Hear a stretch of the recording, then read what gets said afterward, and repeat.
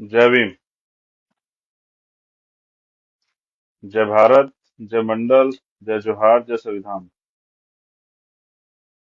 और अचानक से एक महत्वपूर्ण लाइव, और उसका जो विषय है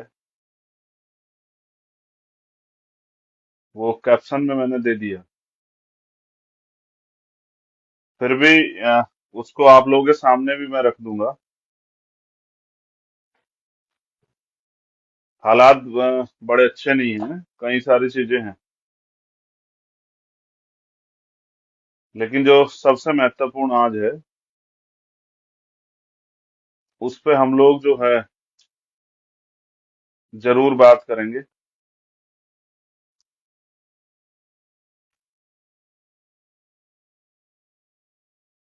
सबसे पहले तो आप सभी के लिए मंगल कामनाएं।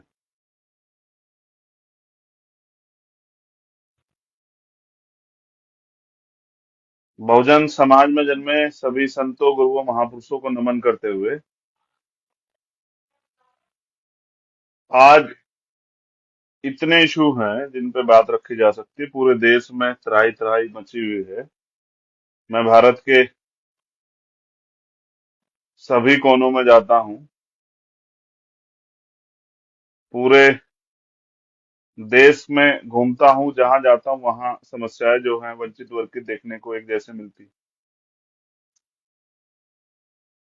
लेकिन आज जो का जो इशू है वो वंचित वर्ग के साथ साथ इस देश के तमाम नौजवानों से जुड़ा विषय है। मैं खुद एक नौजवान हूँ और बेरोजगारी के दर्द को समझता हूँ। मैं अभी राजस्थान गया था, वहां 2 जुलाई को आंदोलन है। वहां पर भी नौजवान अपनी नियुक्ति के लिए आंदोलन कर रहे हैं। उसके अलावा मेरे आज भी याद है कि एसएससी जीडी के बच्चे जिनके साथ मैं दिल्ली में शामिल हुआ था वो भी आज आंदोलन कर रहे हैं। वो पैदल मार्च कर रहे हैं कि उनको नियुक्तियां मिल जाए, नागपुर से दिल्ली। और गर्मी देखिए, ऐसी गर्मी में वो बहन और भाई छोटे किस तरह से जो है अपनी हक की आवाज को उठा रहे हैं। आज हम बात करेंगे इशू पे। एक बड़ा समुदाय जुड़ा हुआ है। सरकार द्वारा जो योजना लाई गई है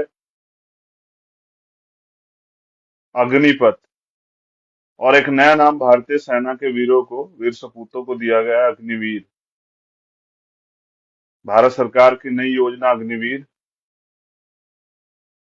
पिछले 2 दिन में जो मैंने हालात देखे, मुझे लगा कि मुझे कोशिश करनी चाहिए अपने भाइयों से बात करने की।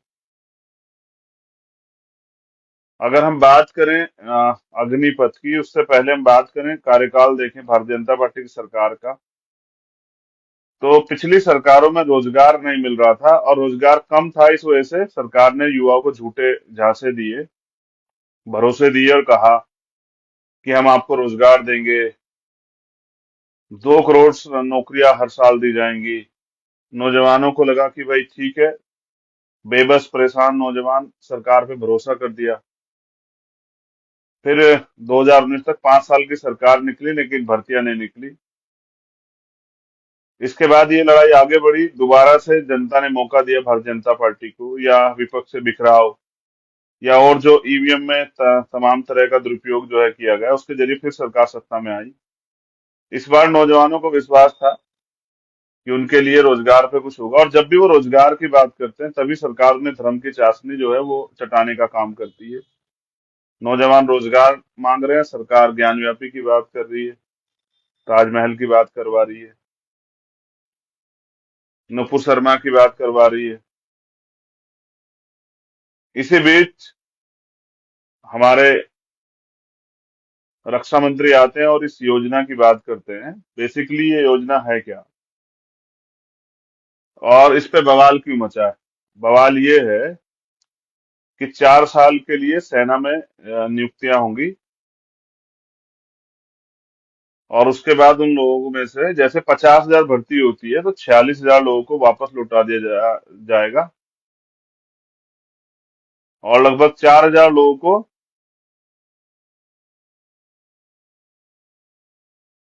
1 लाख सोचते हैं। पर दोबारा समझा, 1 लाख अगर भर्तियां आती हैं तो 75,000 को लौटा दिया जाएगा, 25,000 को रखा जाएगा। और फिर सरकार अपनी बात को सही साबित करने के लिए अपनी केंद्र से जुड़ी भारतीय जनता पार्टी सरकारों से ये भी वो करा रही है कि जब नियुक्तियां आएंगी तो इनको प्राथमिकता दी जाएगी।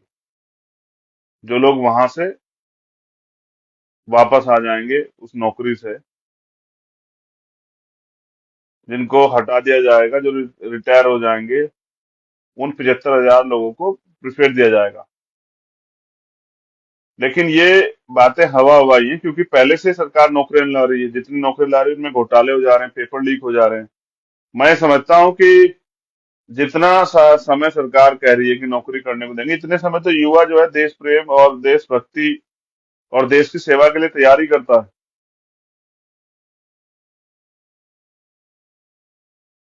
नियुक्तियां नहीं है, नौकरी नहीं है, एक डिफेंस में नौजवानों का बड़ा की दिलचस्पी है। वो सुबह 4 बजे उठ के दौड़ लगाते हैं, 4 मिनट में 1600 मीटर कवर करने का प्रयास करते हैं। और एक बच्चे से उसके सिर्फ वो खुद नहीं, उसके परिवार के भी सपने जुड़े होते हैं। हमारे यहाँ तो जो लोग बड़े पैमाने पे सेना में जाना चाहते हैं, उनके परिवार के लोग अपनी जमीनें बेच बेच के अपने बच्चे के लिए तैयारी कराते हैं। और सरकार एक लाइन से इसको ठेकेदारी व्यवस्था बना देना चाहती है, संविदा व्यवस्था बना देना चाहती है, इसका निजीकरण कर देना चाहती है। और ये सरकार की सोची समझी साजिश है। पसीने का कारण ये है कि ये उत्तर प्रदेश है और यहाँ लाइट नहीं है। ये उत्तर प्रदेश सरकार का सच भी है। तो जिस विषय पे मैं बात कर रहा था वो ये है कि ये नौकरियां जो डिफेंस में होती है, जिसमें पूरे देश से नौजवान इंतजार करता है कब सेना में भर्ती आएगी और उसको देश सेवा करने का मौका मिलेगा। नौकरी के साथ उसकी उसकी भावनाएं भी होती, देश प्रेम की, देश के लिए मर मिटने की। अगर 1 करोड़ वैकेंसी निकलती है तो मैं मानता हूँ 10 करोड़ नौजवान जो है उसके लिए तैयार है। और वो मिलेगा आपको लाइन में खड़ा हुआ, नौकरी की चाहत में। और एक क्रेज है, मैंने तो नारे सुने हैं कि वर्दी दो या अर्थी दो, विजय वीर गति। हम पुराने इस देश में जब सिनेमा का जो कल्चर है, पिक्चरों में देश के प्रति जो देशभक्ति की भावना दिखाते हैं, उसके अनुसार नौजवान तैयार होता है देश में। और बुरा यह है कि सरकार इसके साथ मजाक कर रही है। ये मजाक सिर्फ सेना के साथ नहीं है, देश की सुरक्षा के साथ भी मजाक। ये मजाक है युवाओं के भविष्य के साथ।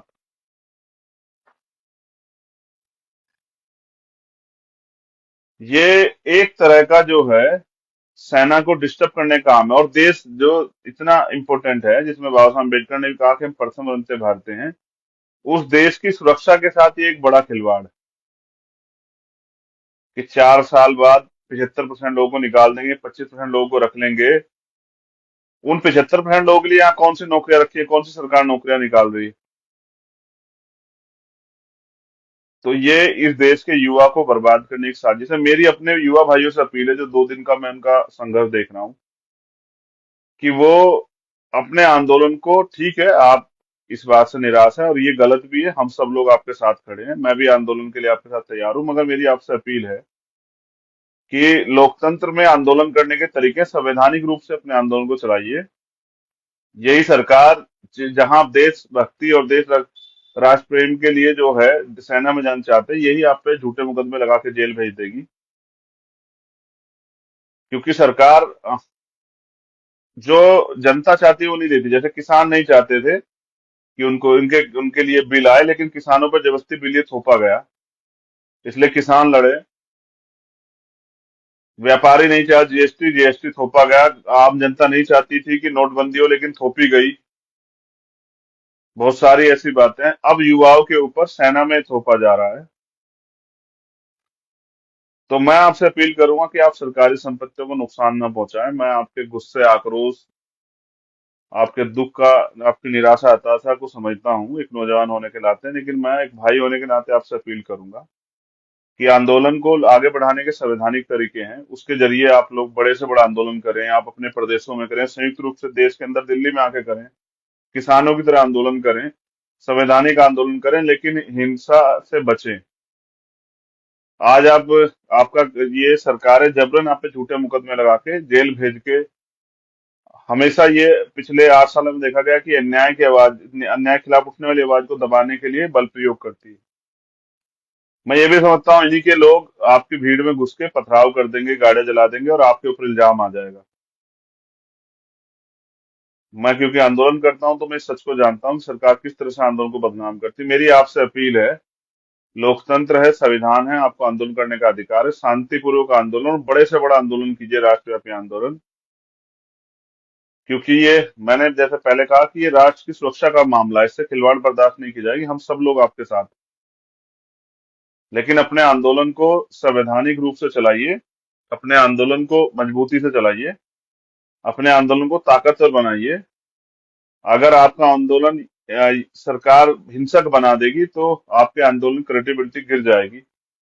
तो मैं आपसे अपील करूंगा, और मैं सरकार को भी एक सुझाव देता हूं। पहले मेरी अपील युवा साथियों से, हिंसक आंदोलन से बचें, मजबूत आंदोलन करें, देशव्यापी आह्वान करें, दिल्ली में आके आंदोलन करें या अपने अपने प्रदेशों में आंदोलन करें, लेकिन आंदोलन के अनुसार आंदोलन करें।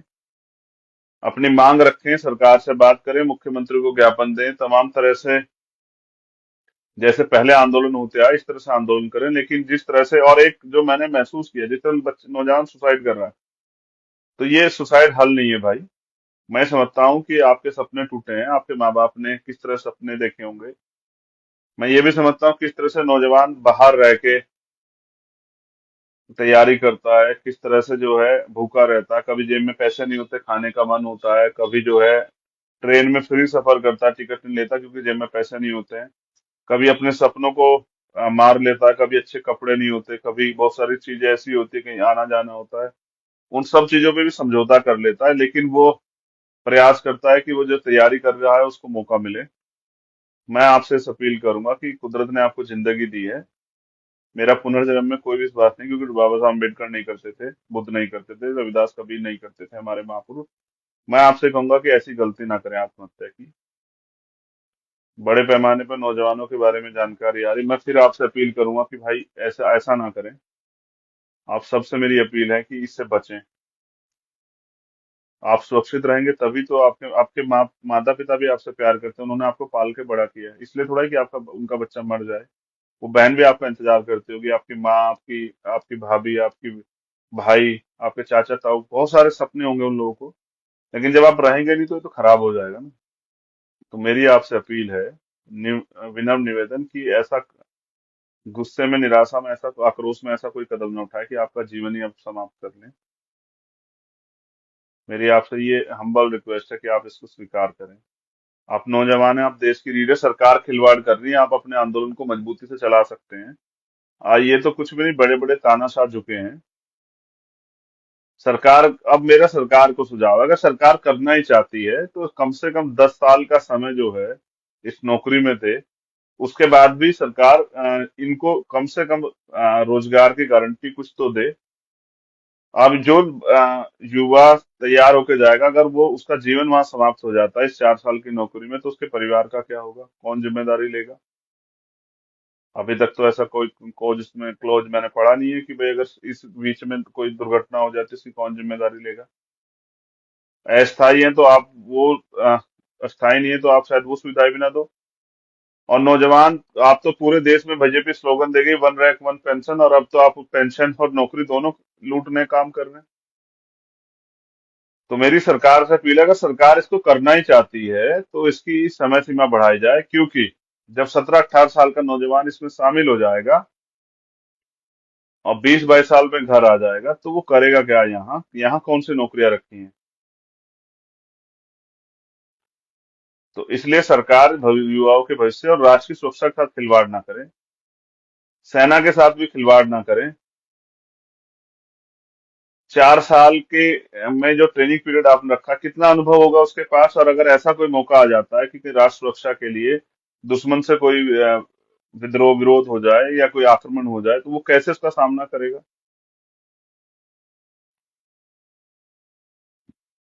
ये जो मजाक किया है कुछ सरकार ने, जैसे मध्य प्रदेश, यूपी की सरकार की, भाई उनको हम प्राथमिकता देंगे, तो मैं ये बता देना चाहता हूँ कि यहाँ नौकरियां ही नहीं है। सरकार, बीजेपी की सरकार हमेशा जब भी सत्ता में आई, इसने सरकारी नौकरियों को, सरकारी सिस्टम खत्म किया है। ये तो एक विचारधारा के लोगों को वहां स्थापित करना चाहे, जिस तरह से, जिससे ये कमजोर शोषित वर्ग और गरीबों का एक्सप्लुटेशन कर सके, उनका शोषण कर सके, और कुछ चंद लोगों के हाथ में इस देश की पावर को देना चाहती है। लेकिन वो बहुत दिमागदारी से कर रही है, टुकड़े टुकड़े करके सबका इलाज कर रही है, कभी किसानों का, कभी मजदूरों का, कभी नौजवानों का, कभी महिलाओं का, वो सबका शोषण कर रही है। लेकिन जब वो किसी एक का शोषण करती है तो दूसरे को दिखाती है कि आपके फायदे के लिए। और फिर इस देश का ये ब्राह्मणवादी मनु मीडिया जो है, ये फिर ये उनकी बात को, उनके झूठ को भी सच साबित करने में लग जाता है। तो ये एक बहुत बड़ा षड्यंत्र है इस देश के सरकारी सिस्टम को बर्बाद करने का। और इस देश के सिस्टम में जो नौजवान उम्मीदें देखता है, सपने देखता है, उसके सपनों को कुचलने का, उसके भविष्य को खत्म करने का। सरकार कैसे नौजवानों को मरने के लिए छोड़ सकती है? सरकार नौजवानों से बहुत उम्मीदें और बहुत बड़ी बड़ी बातें करती है, रैलियों में बड़े बड़े नौकरियों के भरोसे दिए जाते हैं। लेकिन जहां पेपर लीक होते हो, जहां तमाम तरह से जो है सरकारें के संरक्षण में जो है अ, न्यायपूर्ण जो है कार्रवाइयां ना होती है, वहां उसमें, और इतने बड़े पैमाने पर देश के अंदर युवा है, उसके साथ खिलवाड़ करना कहाँ तक सही है? मेरी आपसे अपील है, युवा भाइयों से दोबारा से अपील कर रहा हूँ, कोई भी गलत कदम ना उठाएं, अपने जीवन को समाप्त ना करें। आपके परिवारों के बहुत सारे सपने हैं, उनको आपकी जरूरत है, ऐसा ना करें। दूसरा, अगर आंदोलन करना है तो हिंसक आंदोलन से बचें। सर, मैं समझता हूँ आपके आंदोलन में सरकार के लोग शामिल होकर आपके आंदोलन को बदनाम करने के लिए उसको हिंसक कर देंगे, जैसा अभी पिछले कुछ आंदोलनों में देखने को मिला। और फिर आप पे झूठे मुकदमे लगा के सरकार जेल भेज के आपका जीवन खराब करेगी। मैं आपसे अपील करूंगा कि इससे बचें। और अगर आंदोलन करना, संवैधानिक तरीके से आंदोलन करें, चाहे वो प्रदेश स्तरीय करें, राष्ट्रीय स्तरीय करें। तो मेरी आप सबके लिए मंगल का आशा और मेरा विश्वास है कि आप मेरी बात को समझेंगे। और सरकार से मैं फिर निवेदन करता हूं कि कम से कम 10 साल की इसकी अवधि की जाए। अगर आपको कुछ नया भी करना है समय के परिस्थितियों के हिसाब से, तो कम से कम 10 साल की गारंटी तो उसको मिलनी चाहिए। ये गलत है। और ये जो आप सेना में, डिफेंस में ठेकेदारी प्रथा निजीकरण ला रहे हैं, इससे देश को नुकसान होगा। हम प्रथम और नित्य भारतीय हैं, इसलिए मैं सरकार से अपील करता हूं कि आग से खेलने काम ना करें। इसमें आपके हाथ भी जल सकते हैं। मुझे आपसे ज्यादा इस देश की और इस देश के युवाओं की कमजोर सोच चिंता है, इसलिए मैं ये अपील कर रहा हूँ। वरना युवा तो आक्रोश में है और अपनी लड़ाई खुद लड़ रहे हैं। लेकिन मैं फिर इसलिए अपील कर रहा हूँ क्योंकि हम प्रथम और नित्य भारतीय हैं, और इस देश की सारी जो सरकारी संपत्तियां हैं, या इस देश का जो नौजवान है, इस देश की रीढ़ है, उनको, मैं उनमें से एक, और मुझे उनसे प्यार है।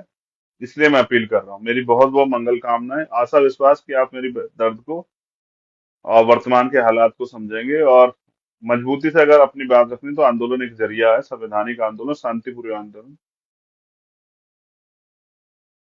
लेकिन ये जो खिलवाड़ है, सरकार इसको रोके, प्राइम मिनिस्टर इस पे अपनी बात रखें, वर्तमान की स्थिति को संभालने का काम करें। आम आदमी का नुकसान हो रहा है।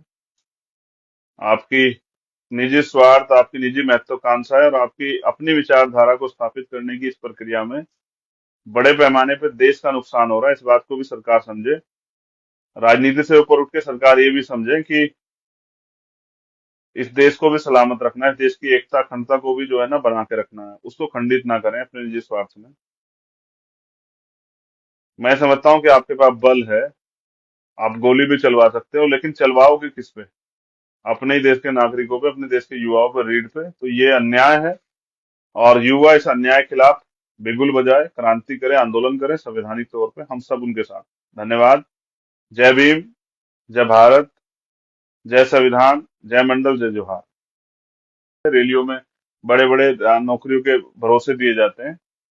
लेकिन जहां पेपर लीक होते हो, जहां तमाम तरह से जो है सरकारें के संरक्षण में जो है अ, न्यायपूर्ण जो है कार्रवाइयां ना होती है, वहां उसमें, और इतने बड़े पैमाने पर देश के अंदर युवा है, उसके साथ खिलवाड़ करना कहाँ तक सही है? मेरी आपसे अपील है, युवा भाइयों से दोबारा से अपील कर रहा हूँ, कोई भी गलत कदम ना उठाएं, अपने जीवन को समाप्त ना करें। आपके परिवारों के बहुत सारे सपने हैं, उनको आपकी जरूरत है, ऐसा ना करें। दूसरा, अगर आंदोलन करना है तो हिंसक आंदोलन से बचें। सर, मैं समझता हूँ आपके आंदोलन में सरकार के लोग शामिल होकर आपके आंदोलन को बदनाम करने के लिए उसको हिंसक कर देंगे, जैसा अभी पिछले कुछ आंदोलनों में देखने को मिला। और फिर आप पे झूठे मुकदमे लगा के सरकार जेल भेज के आपका जीवन खराब करेगी। मैं आपसे अपील करूंगा कि इससे बचें। और अगर आंदोलन करना, संवैधानिक तरीके से आंदोलन करें, चाहे वो प्रदेश स्तरीय करें या राष्ट्रीय स्तरीय करें। तो मेरी आप सबके लिए मंगल आशा और मेरा विश्वास है कि आप मेरी बात को समझेंगे।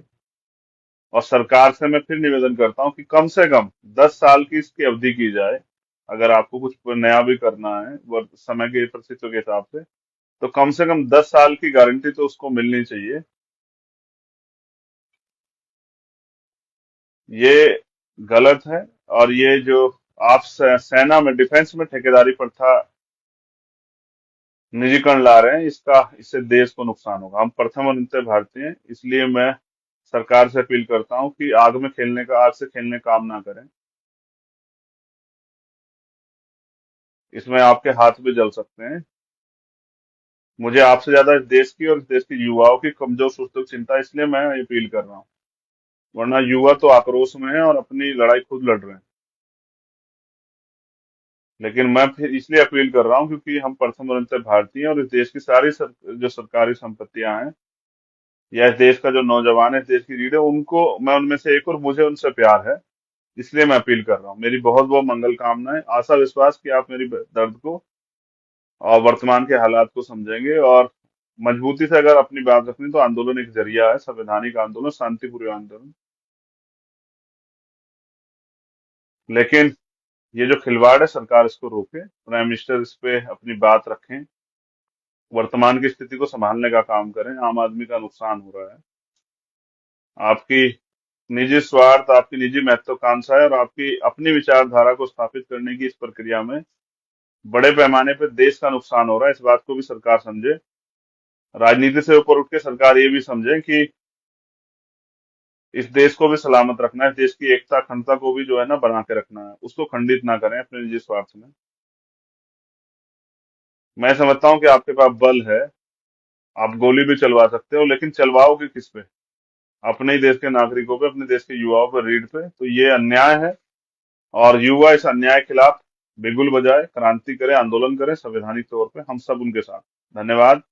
जय भीम, जय भारत, जय संविधान, जय मंडल, जय जोहार।